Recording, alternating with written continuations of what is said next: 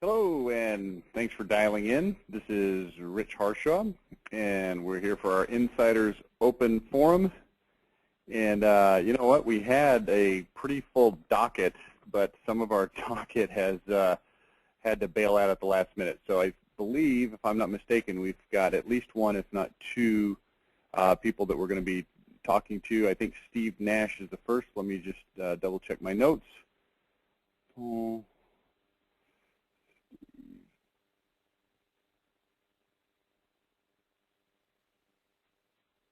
Okay, here it is. Steve, let me unmute you, Steve, and we will get going. How you doing today, Steve?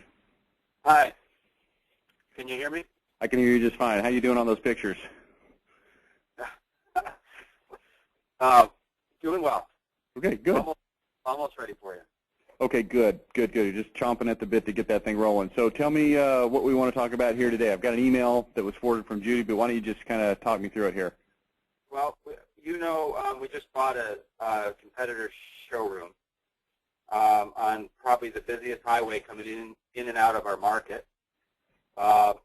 Before we had the showroom, we were just a remodeling company. We did quite a bit of business. We're probably one of the largest in the area. We're one of the oldest design-build firms in the area at 21 years. But we were located way out in the country where we didn't have any exposure to our market.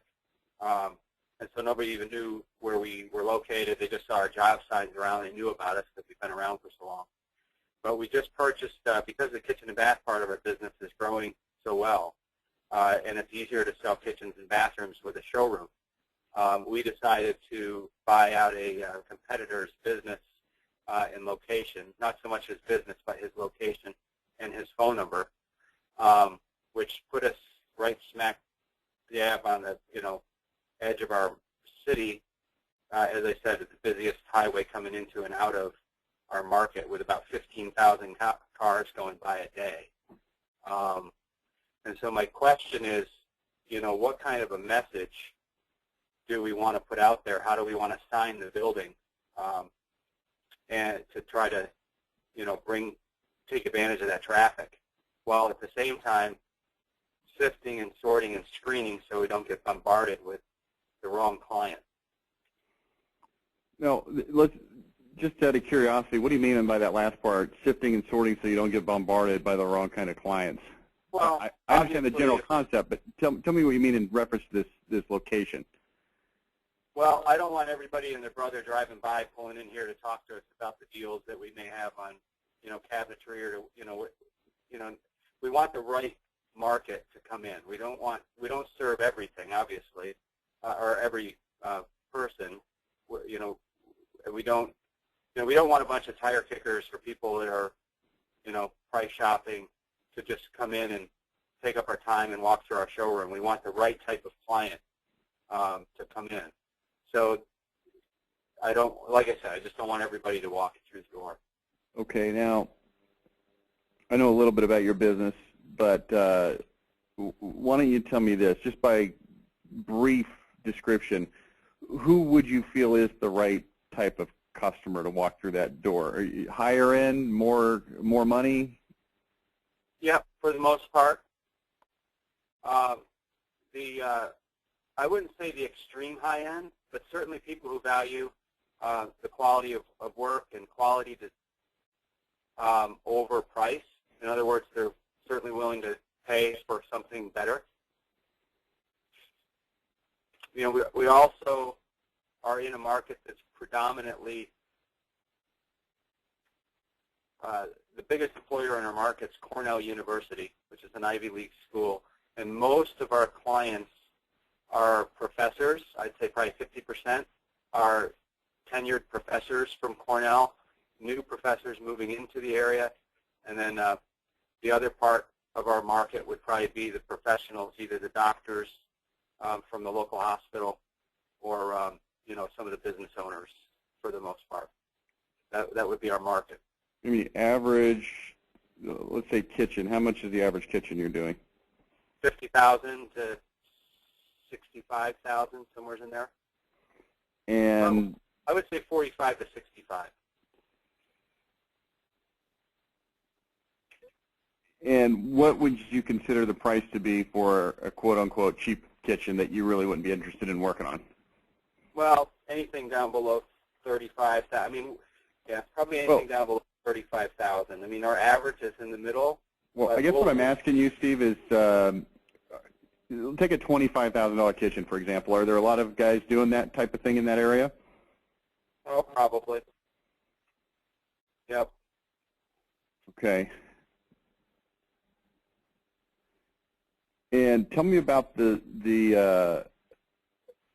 signage itself in terms of how big can it be, or is it currently? Are you putting a completely new and different sign? Are you replacing an old sign? Can you put stuff in the windows? Tell me the parameters of what's available to you. Well, we can do a sign of about 40 or 50 square feet out front or more. We might be able to get away with a little more. We will probably, I mean, there's 2 posts out there with a sign in between right now that we could use for a decent-sized sign, or we could just start from scratch out there. So that would be about that size. We can use the front of our building, which we can probably, there's got to be 300-400 square feet of siding that we could put lettering on in the front of our building, and about the same on the ends. When you say we could put lettering on, what do you mean specifically? Well, like the front of the building is sided with wood siding, and there's an area that's open that's probably the size of say 500 square feet that we could actually put signage on facing the highway. What kind of signage could you put on that? I think we could put, I mean, my thoughts were I would put, our services, list our services Okay, there. back up. I'm not asking about the content of the sign. I'm asking about, physically speaking, what type of sign would that be? We could screw something to the side of the building. It could be, made of all kinds of different things. Okay, gotcha. So the type and style of materials is basically unlimited. You can do whatever you want, right? yes, it would be something screwed to the face of the building, and same thing on the ends. So when you say 500 square feet, give me you don't have to run out there with a tape measure or anything, but just give me a rough guesstimate of what size rectangle we're talking about. Oh, I'd say probably 12 feet high by, say, 50 feet long. I mean, I don't know. So it's essentially a billboard size for that thing. Yeah, exactly. And I can do the same thing on the end. So I don't know if it's 500 square feet, probably half that on the front, and probably, I mean, the 2 ends, which one faces the northbound traffic and the other faces the southbound traffic. That's all basically the same. I mean, 12 feet high by, say, 20 feet long. Okay, and that would be the main thing that people would see is the side of the building, you think, as opposed to, a more traditional sign that says, hey, here's our company name or whatever. Well, I don't know. I mean, I think they're all fairly well exposed. In the front of the building and the south end of the building are probably the 2 sides that you can see easily from the road. And we're sitting about, I don't know, 150 feet off of the highway. It's all open in front of us, so the front is pretty exposed as well. Okay, so, basically what you're looking at here is an ability to create a billboard. I know it's not technically a billboard, but that's kind of the size and shape of it, that's going to be affixed to the side of the building. And so here's what we want to do first of all. We want to look at it and say, okay, what's the identity of this company? What is it that you're all about? And we've discussed it just a little bit here on the call, and I've obviously discussed it at greater length with you on other occasions. But you're a higher end, higher quality, attention to detail kind of guy, right? I mean, we wrote a headline for a web page that said, from age 9, my dad taught me that when it comes to remodeling, only absolute unqualified perfection will do, right? And now you've got the stream team and so forth.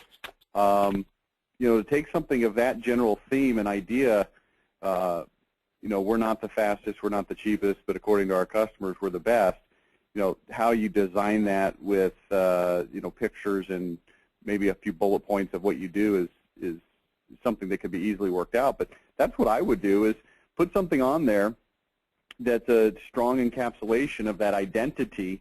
It's going to do exactly what you just said, which is filter people out that you don't want and filter people in that you do. So let's just take, for example, a fairly simple iteration of that, which is it primarily kitchen and bathroom remodeling? Well, I would say it's a mix of all three: additions and general remodeling, which kind of go together.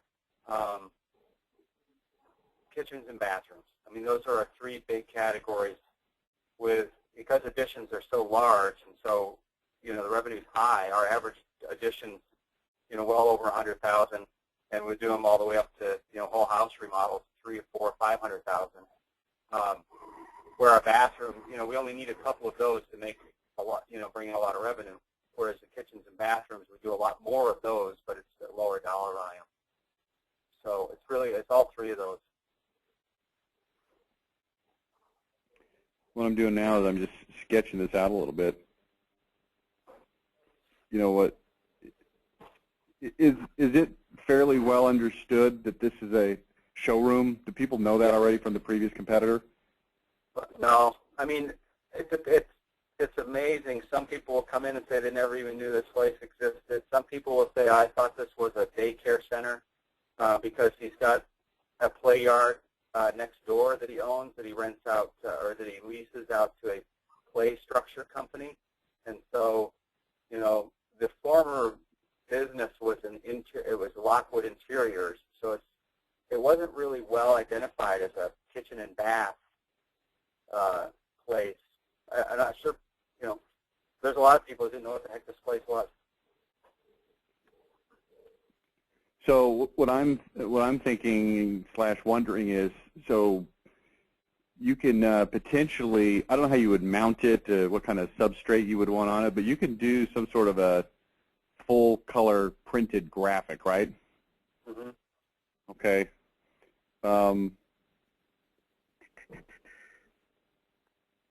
Upscale remodeling. Is there a place where you can put upscale remodeling logo and name that would be obvious? You said something about a 40 to 50 square foot sign. Sorry that I'm having a hard time visualizing this, but you know exactly what it looks like, and I'm trying to piece it together here. No, that's fine. Yeah, we would put that out front, our logo, our name, and then below it we were going to say the Inspiration Design and Inspiration Center. That's what this place is to me. It's a design center and a place where people can come to be inspired. And so we thought that would probably be right out there in our main big sign out front. I thought about combining it with an LED, something we could constantly change the message on, the LED below it. So we could offer weekly or monthly specials or something like that and easily change the message. I think, to me, that seems important to be able to do that.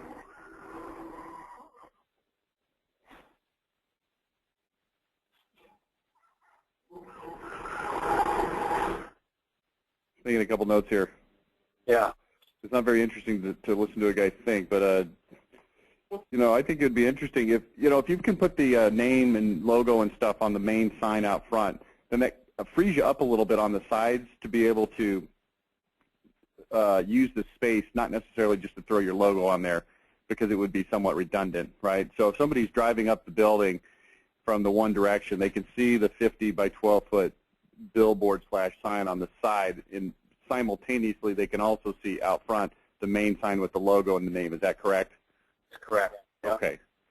Okay, good. So, one thing I think that might be important to do, sometimes you've seen me before. Well, let me just show you something here real quick on the screen.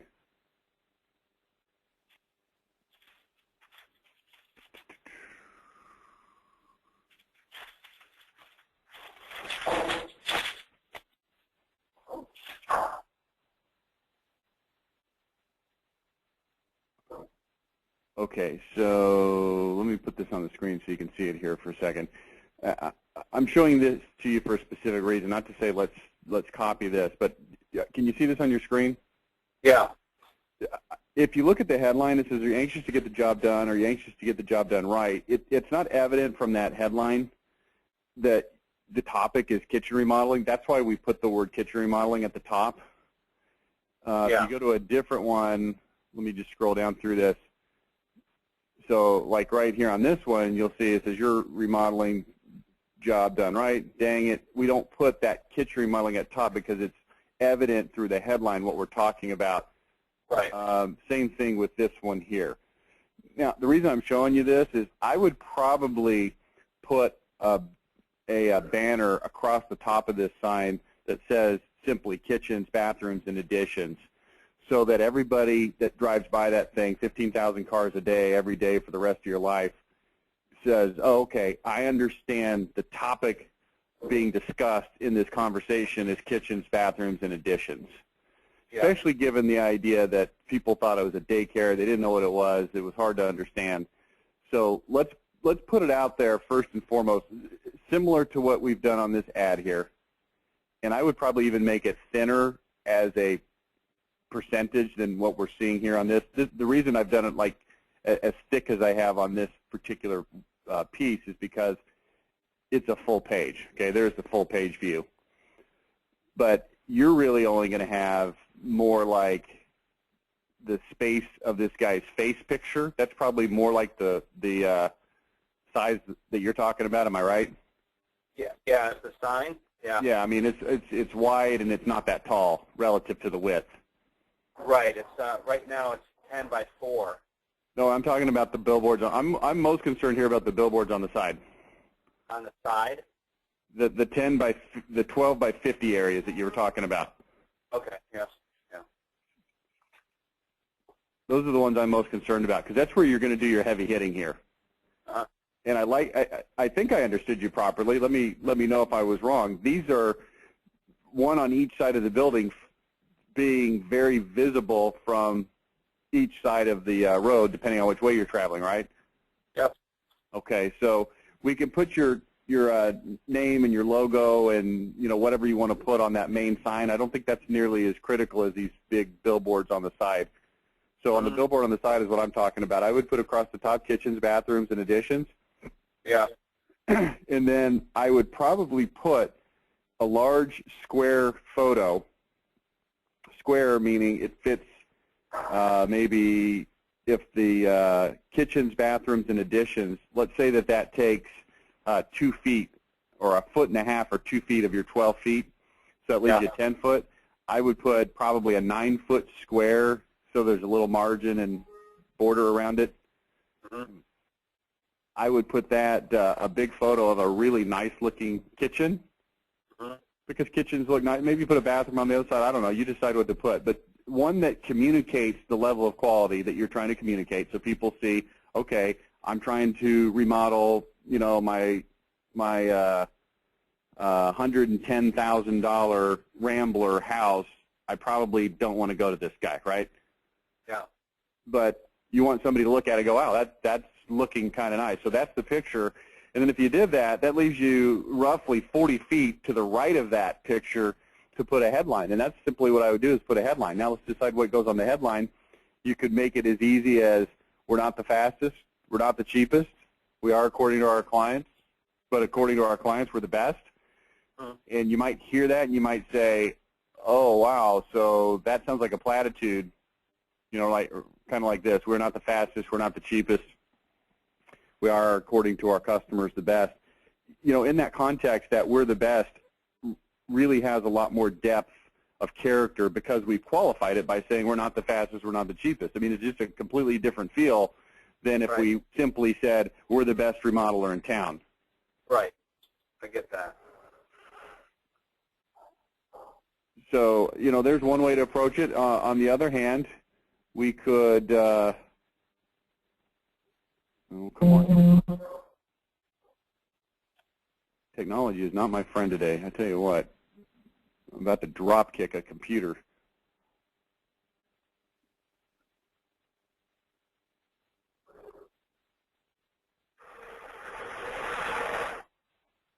go down here.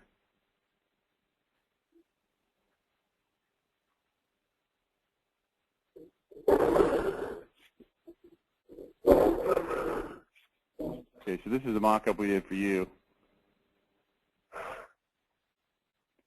Now, we probably don't want to put this from age 9, my dad taught me, when it comes to remodeling, because there's not enough additional information immediately available that they can make sense of this whole, why is this guy telling me how old he was, On the website, right. It works because they can immediately read the rest of it and go, oh, okay, there's a little story being told here. But you could take a piece of this, when it comes to remodeling, only absolute unqualified perfection will do. Maybe, yeah. I'm not saying you want to put a picture of yourself on the side of your building. That could be a little weird. Maybe just another picture, or maybe a picture of a nice looking bathroom or kitchen, and maybe a smaller picture of you, or maybe just underneath it, Steve Nash, owner, so that they can see that this is a quote.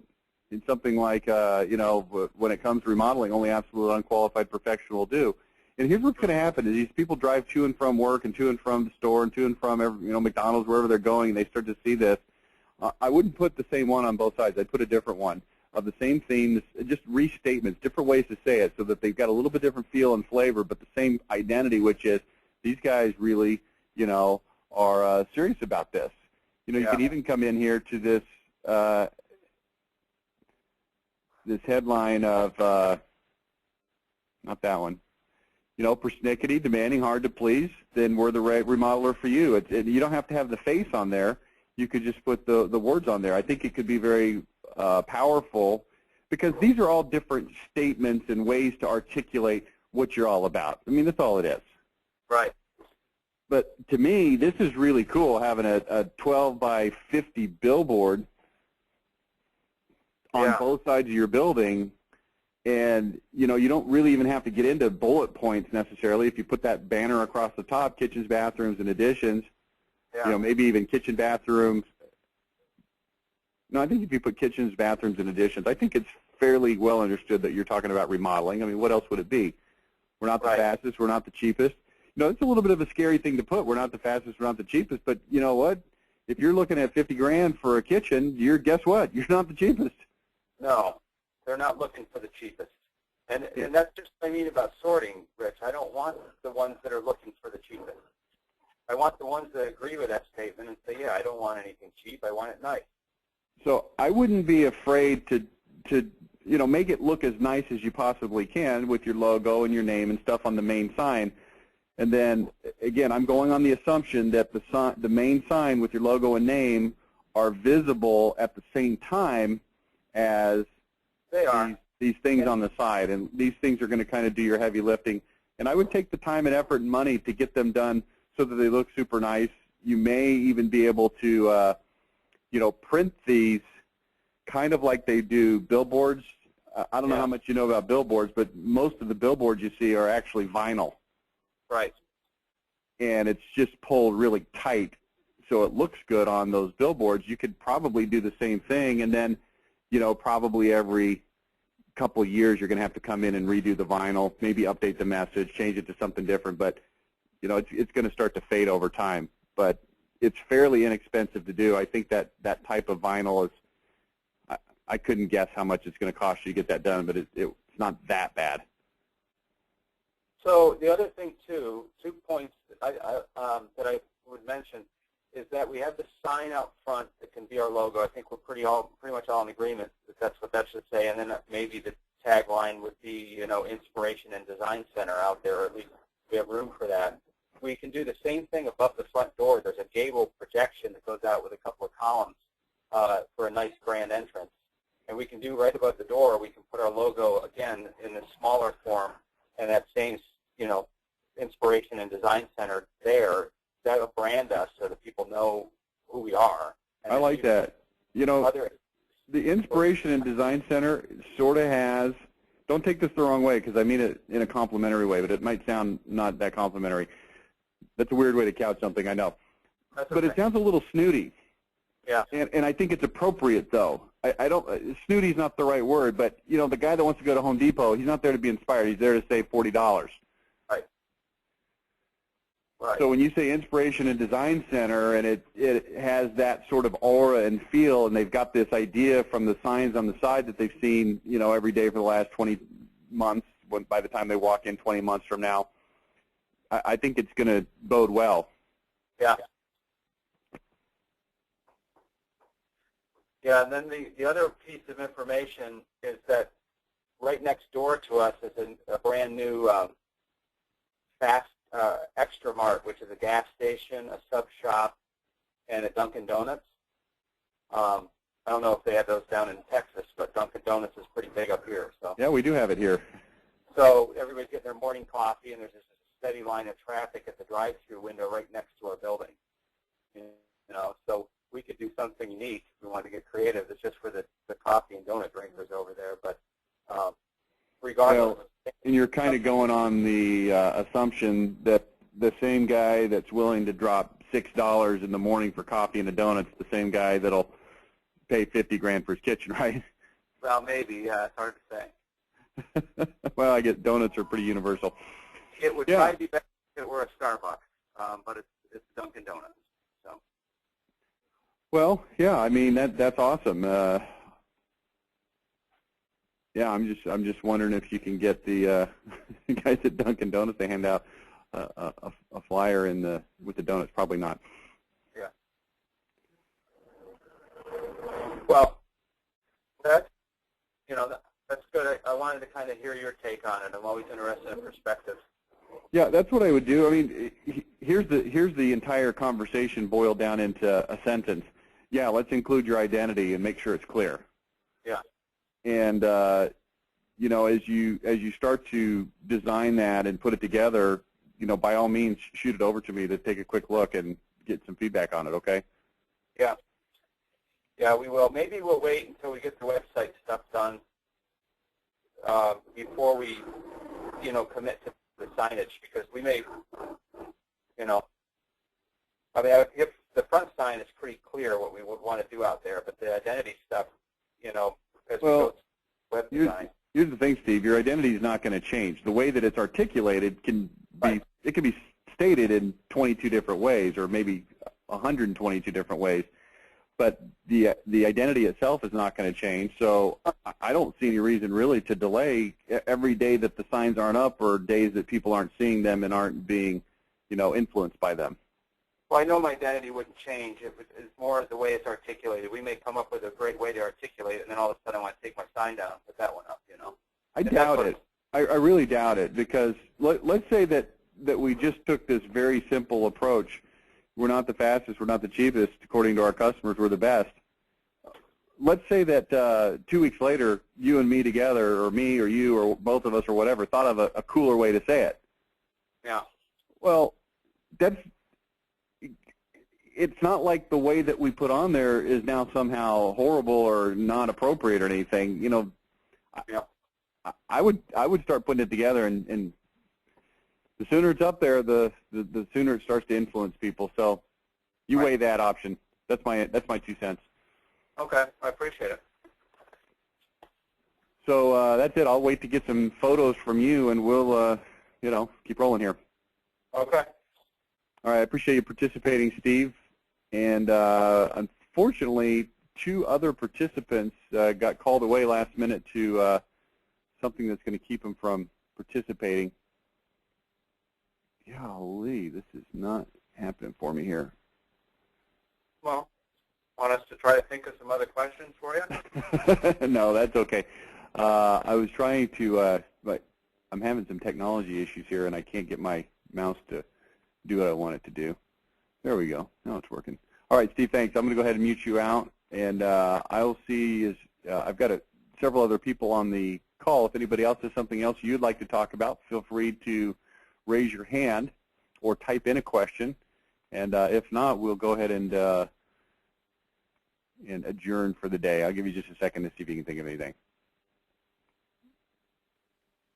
Okay, we'll give it the old 3, 2, 1. Going, going, gone.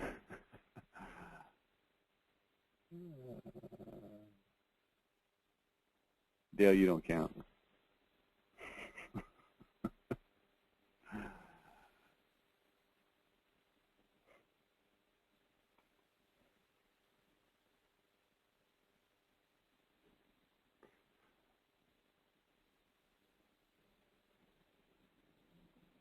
Okay, we'll cover that separately. Rich, I see your hands up, but you haven't punched your code in, so I can't unmute you. Your code is, okay, there you go. What's up, Rich? Hey, how you doing? Good. Thanks for taking the time that it took me to formulate the question. Okay, situation is this. I'm kind of ramping up this new client, and his office manager had, who handled the marketing prior, had some things going on. So hearing aid office, they asked for a letter to go out about a week and a half ago. So last month, 2 weeks ago, we put out a letter. It hit on Monday, and they're doing quite well. It was sent to their current patients. But she also planned to have 2 luncheons next month because they just expected the letter wouldn't do anything, and they were going to use an invitation to this lunch to actually get the people, to get in front of the people. Well, the letter did do something. In fact, they're getting like 10 appointments a day, and to the point where they feel, uh-oh, we can't invite these same people to this lunch because it's kind of a conflict, and, you know, what should we do? So I've been kind of brainstorming yesterday and today, talking to the rest of the peer group and saying, you know, what are some ideas? So I thought I'd ask you the same question. They could go to the general public. Oh, they've paid for the 2 rooms, so they have a lunch on one day and like Tuesday and a lunch on Wednesday. They have a guy flying in from out of town to give a presentation on this technology, and they're kind of at a loss. My latest thinking is, hey, wait until the dust settles and invite those people who didn't respond to the letter. But I just want to hear what you... How many people was the letter sent to? 1,400 people. And what was their original plan for getting people into the event? Well, they figured they'd have like 2 or 3, maybe 10 at the most people respond, and so their plan was then to resend to those same people an invitation to come to a lunch. They've got basically 40 seats at each location, and they were hoping to, you know, get in front of those people. And approximately how many appointments have been set from the letter? Well, last count I got 2 days ago was 90. 90. About 10 a day. Okay, so what's the problem with simply scrubbing those 90 off the list and sending it to 1,310 people? Well, you know, that's my current thinking. I just, you know, we've kind of kicked it around, and they're uncomfortable with the idea of sending twice, which I kind of raised that flag early on, but I kind of felt like they didn't think through the whole thing. Well, I mean, their original plan was to send twice, and if they didn't like that plan in the first place, not sure why they enacted it, because they figured, I don't understand. The only thing that's different in these 2 equations is that 80 more people responded than they thought. Correct. That's exactly right. And but they're also, you know, I think they're just feeling like this letter is going to keep going because they keep getting more and more people all the time. As they hand address the envelope, so they're sending them out kind of in batches, you know, every day. So people are responding to it, and they don't see an end.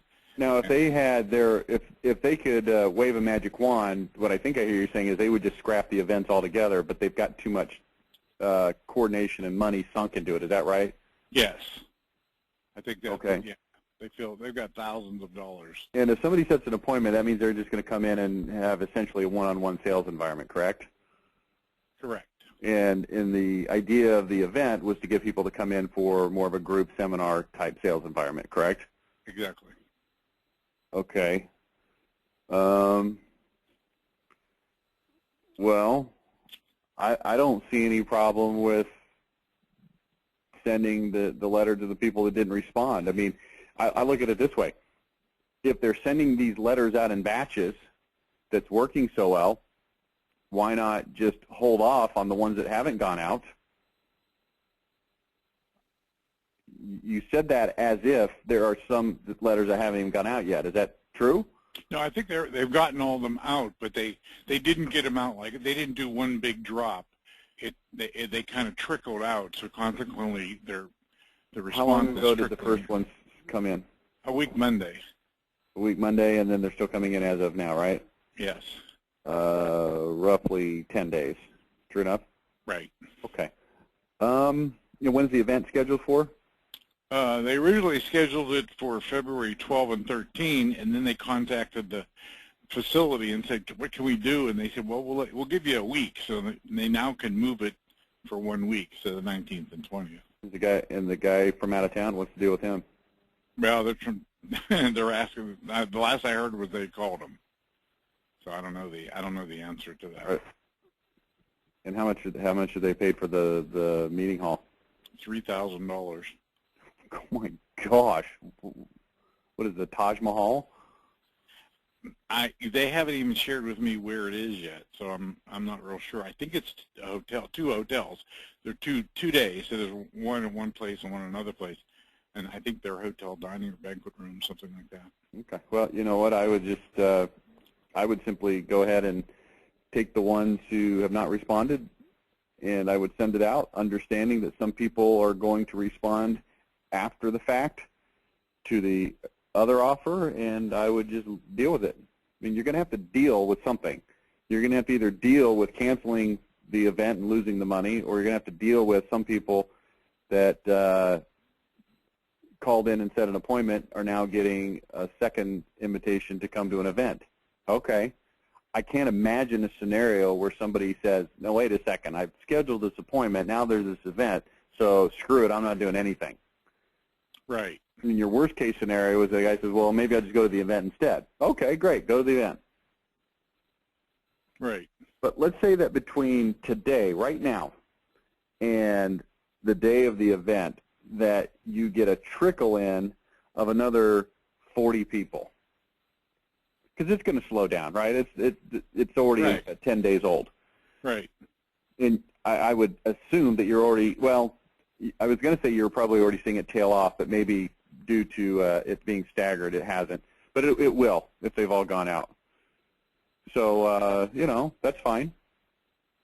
I just wouldn't worry about it. I would just keep the plan as per the beginning. I would send it out, scrubbing the list of people that have responded, and understand that some people are going to respond in the meanwhile, and they're going to then later on get that invitation. I wouldn't worry about it. Okay, and would you think a good slant to use? I mean, I'm basically saying, look, we're sending you this invitation because you didn't respond to this letter, and we think it's really important. I wouldn't even acknowledge it. I would just send it out like you were going to do before. The only thing that has changed, Rich, is that more people have responded. That's it. The original plan was to send a letter and then to send an invitation. Right. Guess what? All of the people that didn't respond, they're exactly the same as what you thought in the beginning. People that didn't respond. There just happens to be fewer of them. Gotcha. Okay. In the beginning, you weren't going to send an invitation that said, hey, we sent this letter, but you didn't respond, so here's this other thing. You weren't going to do that, were you? Well, I don't know what they were going to do. Well, whatever. Whatever the original plan was should be fine for now, because here's what you got to understand, and I know you know this, but you've got 1,300 people that are exactly the same as if the letter hadn't worked as well, which means they're people that got the letter and didn't respond. Gotcha. So in that sense, nothing has changed. Nothing at all has changed for those 1,300 people. They didn't think the letter was going to work, and guess what? They were right with 1,300 people. Right. So I'm not sure that event A has to have an effect on event B. When the original plan was, well, event A and event B, the mailer and the invitation are not connected. Now all of a sudden, because the response was good, they're somehow connected, but they're not for the 1,300 people. That's my way of thinking. I mean, I don't know all the details of the situation, but that seems reasonable to me. Okay. It seems reasonable to me, too. just want to get comfortable. I'm trying to get as much input from as many brains as I can. Yeah, okay. Well, it sounds reasonable to me. Again, I'm admitting that I don't have a full grasp on all the details, but from what I know, that seems like a reasonable plan of action. So Okay. roll with it, man. I will. Thank you. Appreciate All right, it. as always, appreciate your jumping in and participating. We'll talk to you later. And I think that was it. Okay, well, we'll go ahead and adjourn for the day. Next week I'll be back on the 31st. We're going to be talking about social media, and I've got some pretty interesting views, as you can imagine, on social media. So I'll talk to you guys then. Thanks so much for being with me today, and I'll talk to you a week from now. See ya. Bye now.